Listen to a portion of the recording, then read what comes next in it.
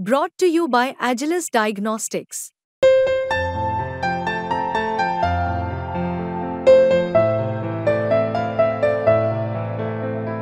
Agilus Diagnostics.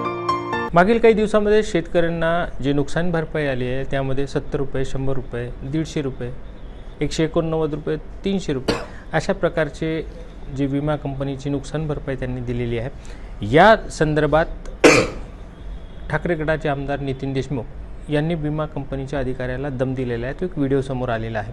नेमका काय दम दिलेला आहे त्यांच्या भाषेत म्हटलं झालं तर धमकी। नेमकं आज विमा कंपनीच्या अधिकाऱ्याला तुम्ही धमकी दिल्याचं एक व्हिडिओ समोर आलेला आहे, काय म्हणाल? हो, आमच्या शेतकऱ्याला आत्महत्या करण्याची जर वेळ हे लोक आणत असेल तर मग त्यांची आरती ओवाळायची का? शेतकरी आत्महत्या करायला टेकला तरी विमा कंपनीवाले सुधरत नाही।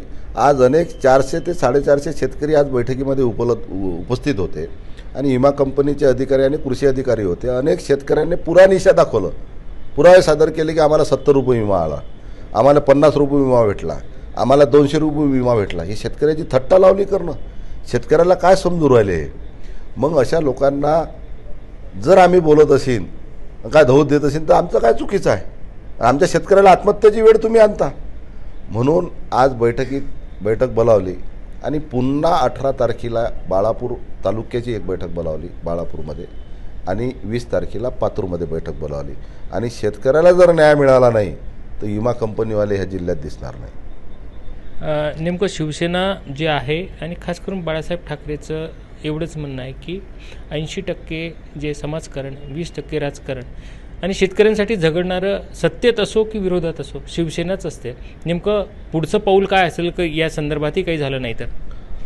तुम्ही बघा, शेतकऱ्यांसाठी विमा कंपनीच्या संदर्भात सगळ्यात पहिले आवाज आमच्या उद्धव साहेबांनी उचलला होता। मुंबईला विमा कंपनीवर मोठा मोर्चा उद्धव साहेबांच्या नेतृत्वात त्यावेळेस निघाला आणि शेतकऱ्यासाठी 2 लाखापर्यंत सरसकट कर्जमाफी उद्धव साहेबांनी दिली।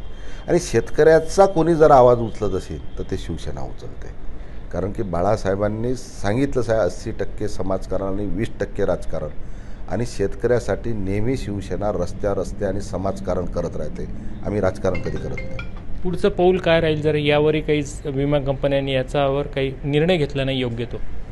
यावर ह्या विमा तुम्हाला सांगतो, आज बैठकीमध्ये एक चर्चा झाली आणि बैठकीमध्ये निष्पन्न झालं की ह्या विमा कंपन्या आहेत, ह्या सर्व विमा कंपन्या भारतीय जनता पार्टीच्या आहेत।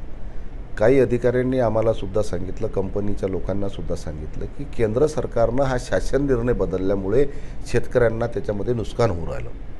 आता केंद्र सरकारनं शासन निर्णय का बदलला? त्या विमा कंपन्याचा फायदा झाला पाहिजे, त्यांच्या लोकांचा फायदा झाला पाहिजे, शेतकऱ्याचं नुकसान झालं पाहिजे, म्हणून हा केंद्र सरकारनं शासन निर्णय बदलला। एकीकडे मोदीजी म्हणतात सबका साथ सबका विकास, शेतकऱ्याला आत्महत्या करण्याची वेळ आणून राहिले। शेतकऱ्याला मोदीजी 70 रुपये विमा देऊ राहिले। मोदीजींना हे दिसत नाही, भारतीय जनता पार्टीच्या जिल्ह्यातल्या नेत्यांना हे दिसत नाही की 70 रुपये शेतकऱ्याला विमा मिळू राहिला, 50 रुपये शेतकऱ्याला विमा मिळू राहिला। हे भारतीय जनता पार्टीचे लोक जे वाजागाजा करतात त्यांना हे दिसत नाही का?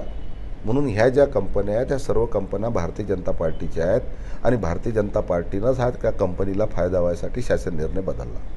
तर एकंदरीतच या संपूर्ण प्रकरणात आता नितीन देशमुख जे आहे यांनी स्पष्ट आरोप केलेला आहे की ह्या संपूर्ण विमा कंपन्या आहेत ह्या भारतीय जनता पार्टीच्या आहेत आणि पुढील काळात योग्य तो यावर विचार केला नाही तर विमा कंपनीचे अधिकारी जिल्ह्यात फिरताना दिसणार नाहीत। धनंजय साबळे, मुंबई तक, अकोला।